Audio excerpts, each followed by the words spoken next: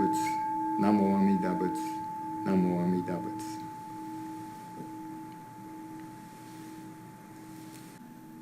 Good morning. Last week, the United States passed a gruesome milestone. Over 200,000 American lives were lost to the coronavirus. It's terrible that I have to report an increase of that number. But it's not just a number. Each one represents a human life. Human beings who are no longer with us. Reverend Bob Oshita, a retired minister in Sacramento, was infected with the coronavirus.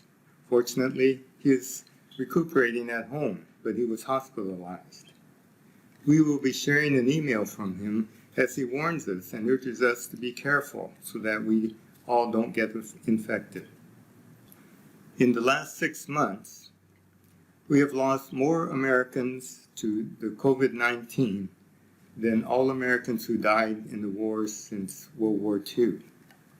Since there's no national response to this epidemic, each of us as individuals must work to warn others. This attack by this virus is almost like being in a war zone. Think about your safety if you were in a war zone, that as you went shopping, went to work or school or other activities, there is always this possibility that you might be injured by a bomb or a bullet. For your safety, you would probably think about wearing a flak jacket or a bulletproof vest. And this is why we are encouraged to wear a mask. A mask is like a bulletproof vest. We're unsure how we might get infected, but this helps. As the colder winter season comes on, it's estimated that an equal number of Americans may die in the next 3 months. So please be careful. I know it's difficult to stay isolated and do all these things, but it doesn't seem to be getting much better in a very rapid pace. Now, the possibility of death in our ordinary life is a little different than we've ever experienced. This possibility of death brings this issue as a religious or spiritual issue. The closest of death makes us think about life, and it makes us think about this duality that we talked about, the either or and the both and. Let me review this poem I read. In a world of duality, of in, out, up, down, right, wrong, myself, others, good and bad, life and death, we are made aware of a universe of wisdom and compassion. So in a world where we have this either or, we're surrounded by a universe of both and. In a mundane practical world, death would be just the end of life. This is how most animals live, eat or be eaten. Once they die, they no longer have life. There's no connection, although there may be mourning, for a short time if one loses a baby or a mate or a member of the pack. But there's no connection with the living and the dead. And this is where we humans are different. We are on a higher level, a universal level, where there is something we call spirituality, where life and death are part of spirituality. Both are necessary, and it brings meaning to our life. This is how we humans differ. Religion and spirituality allows us to continue our connection after a death of a loved one. This is the realm of Namo Amida Butsu. Different religions may have a different image of the afterlife, but I think all religions have this connection with life and death. This is unique to humans. So when we talk about life and death in the world of duality, of either or, we are open to a universe of both and. Both life and death are part of the universe. Spirit is a part of life, spirit is a part of death. The problem can only be solved at a higher level where both life and death are included, both sides. And that higher level we call spirituality.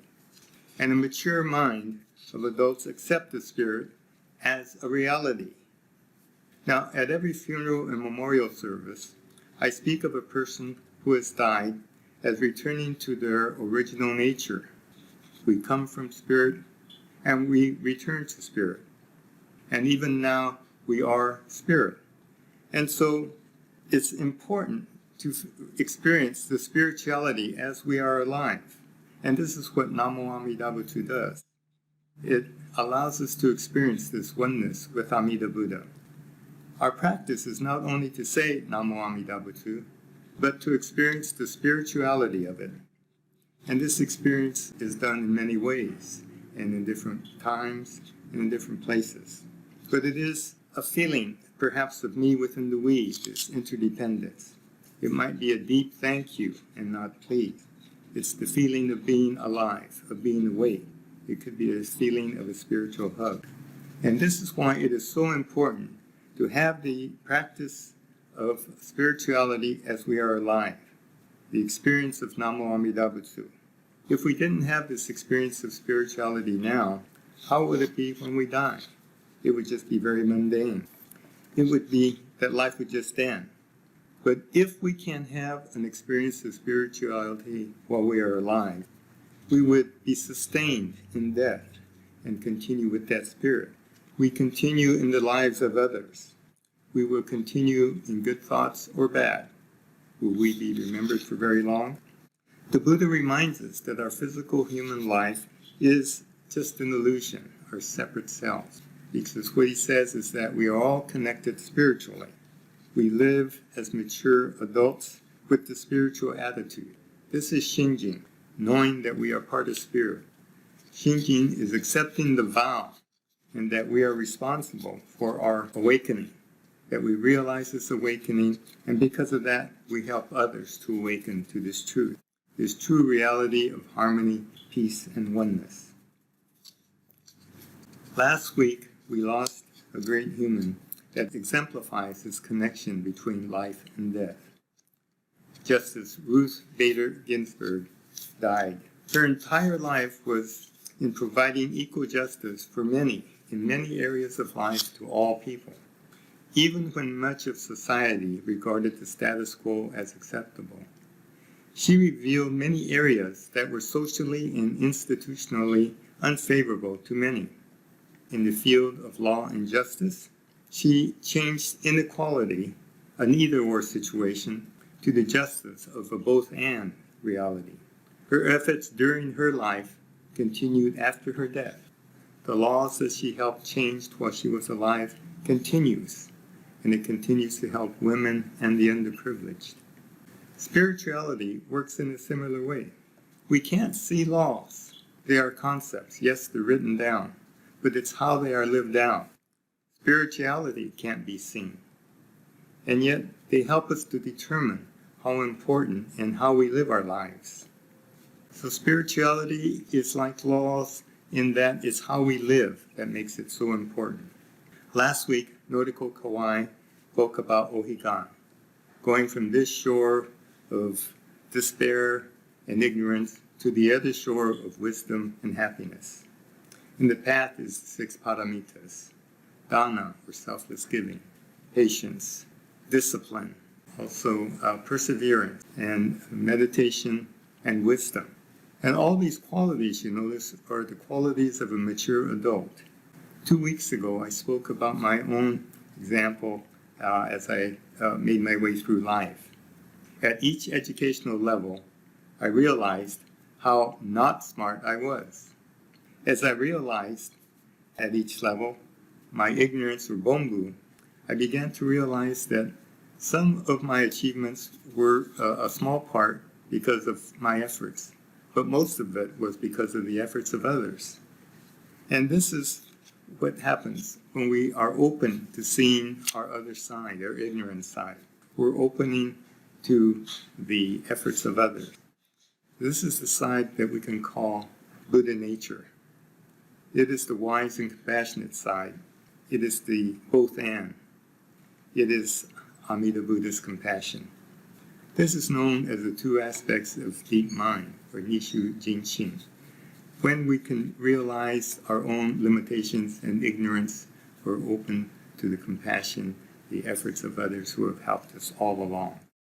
And so Shin Buddhism encourages us to see all sides, the true reality of both sides, our ignorance, and also to accept what others have given us. We are accepted just as we are. When that happens, we can accept others just as they are. When we can accept our own ignorance, we see how so many people have helped us be where we are today. And we realize that we have received so much. Practicing thank you is an effective way of realizing what we have received from others. It's the spirituality that is an active part of our lives. We are experiencing interdependence. We are the beneficiaries of the efforts of others, of Amida's compassion, and we receive it just as we are.